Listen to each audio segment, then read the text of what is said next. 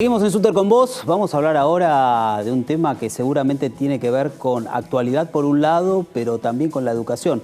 Vos sabés que existe una carrera de automatización y robótica. Le voy a preguntar mejor a Giselle Sigante porque ella nos trae un informe al respecto de esto, teniendo en cuenta que estuvo entrevistando, aparte, bueno, de todo lo que tiene que ver con la automatización y robótica. Gi, ¿con quién estuviste?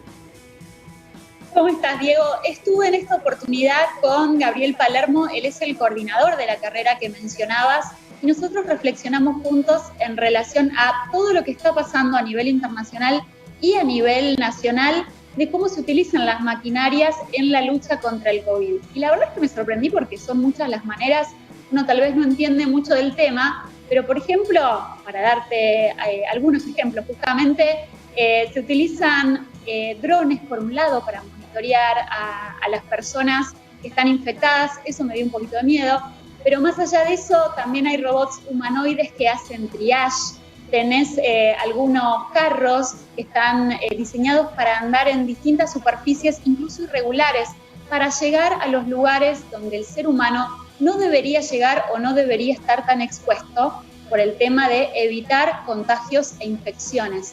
Y en la Argentina en particular se está desarrollando muchísimo lo que es la luz ultravioleta.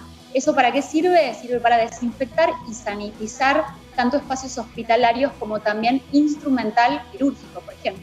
Parece muy interesante la charla. ¿Podríamos resumirla con la tecnología al servicio de la salud o viceversa? Evidentemente esto es muy importante teniendo en cuenta la etapa que estamos viviendo, por eso escuchamos la charla. Escuchamos la charla, Diego. Nos acompaña el coordinador de la Tecnicatura Superior en Robótica, en Automatización y Robótica. Ese es el nombre completo del señor Gabriel Palermo. ¿Cómo estás del otro lado? ¿Cómo estás, Giselle? Buenas tardes, un gusto compartir nuevamente un espacio con vos. Hacía mucho tiempo que no nos veíamos y esta vez nos conectamos de esta manera para hablar específicamente de la intersección tan interesante entre robótica y COVID. La robótica en los tiempos de pandemia, podemos titular esta nota. Así que empezá contándome vos, cómo se están cruzando estas disciplinas, ¿no? Sí, algo, digamos, que nos agarró a todos infraganti y para lo cual obviamente nadie estaba preparado. Esta pandemia nos encuentra en un momento de inflexión clave porque prácticamente estábamos comenzando con lo que era el lanzamiento de un nuevo año lectivo y bueno, de alguna manera desde lo académico, desde lo curricular tuvimos que un poco salir corriendo a buscar de qué manera no generar una disrupción en el proceso lectivo, ¿no?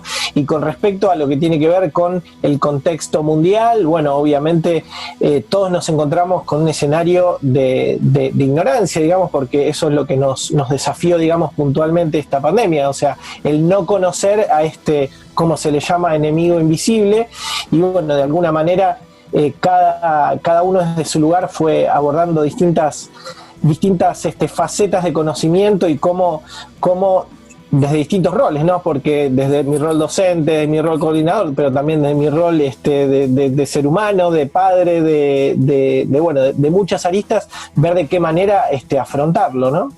Gabriel, ¿cómo se está llevando a cabo en estos momentos? ¿Cómo está aportando la robótica en otros países, seguramente, al tema de la prevención del COVID? O ¿cómo se está implementando? ¿Qué está pasando, no? Porque hay avances en este sentido. Sí, básicamente se centraron en dos cuestiones. La robótica hizo un aporte muy importante, ¿sí? Y adoptó un protagonismo, digamos, muy importante. ¿Por qué?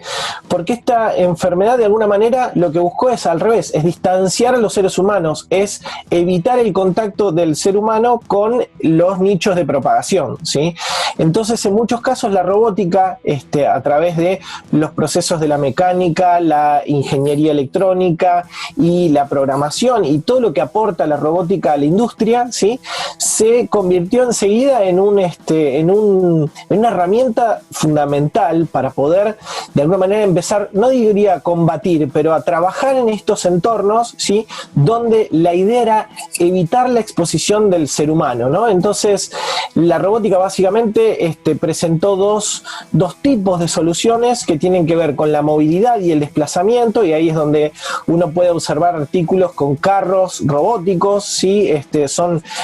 Tienen distintas formas, distintas propiedades, pero básicamente son máquinas preparadas para poder desplazarse en terrenos que no son uniformes, donde puede haber una escalera, puede haber una calle plana, pero también puede haber un escalón o una montaña que sortear, y de alguna manera, bueno, ese carro que generaba ese desplazamiento se le fue incorporando distintos mecanismos, por ejemplo, para diseminar determinados químicos que se entienden que servían para sanitizar, ¿sí?, determinadas áreas. Llevemos esto a un volumen, digamos, grande, como puede ser una ciudad. Entonces imaginemos como un tractorcito, como un carro que está recorriendo en el medio de la calle o distintas veredas o superficies no habitadas, obviamente por cuestiones epidemiológicas, y digamos, generando esa función que era muy importante en este contexto, que era la sanitización. Ahora, también esa misma función fue desarrollada, por ejemplo, por los drones, que se utilizaban para poder analizar el desplazamiento y el comportamiento también de las sociedades, porque también esto generó un cambio radical en el comportamiento nuestro como sociedad y como colectivo dentro de las ciudades. Y después, bueno, también ese mismo carro se le fue incorporando distintas funciones. Por ejemplo, habrás visto que en los comienzos de la pandemia muchas veces se aislaba a la gente contagiada en hoteles, por ejemplo.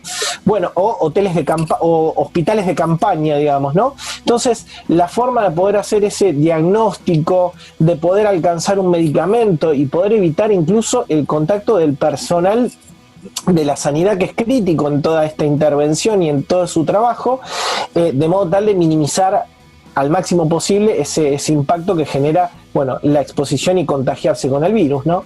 Después te comenté los carros, te comenté los drones, y después existen también estos robots con formato pseudo-humanoide, que son estos androides robots o interfaces hombre-máquina con pantallas, con determinadas características, que sirvieron para poder hacer esa instancia previa de contacto en las unidades de atención médica que se denomina triage, y de esa forma identificar si ese paciente, ¿sí?, se encuentra con síntomas que lo definen para un camino crítico, que es el camino crítico de la atención hacia potenciales COVID, o es un paciente que viene por una atención o afección normal que no necesariamente requiere los cuidados que implica un paciente con riesgo o sospecha de COVID, ¿no? Entonces, esa primera atención, esa poder guiar al paciente, no sé, hacia un corredor derecho o hacia un pasillo izquierdo, lo hacen también este tipo de robots. Y por último, a nivel local, uno de los principales avances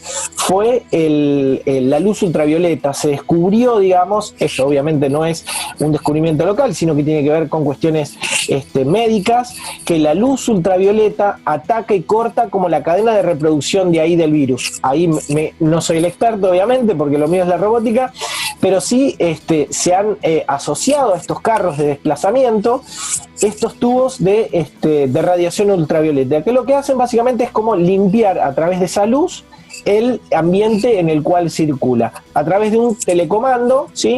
Eso se ha utilizado para sanitizar, por ejemplo, transporte público, o para sanitizar los ambientes quirúrgicos que no están necesariamente utilizados, es decir, se acaba de ir un paciente y se hace una limpieza y ahí nuevamente se incorpora un nuevo paciente con un ámbito ya sanitizado, como decíamos.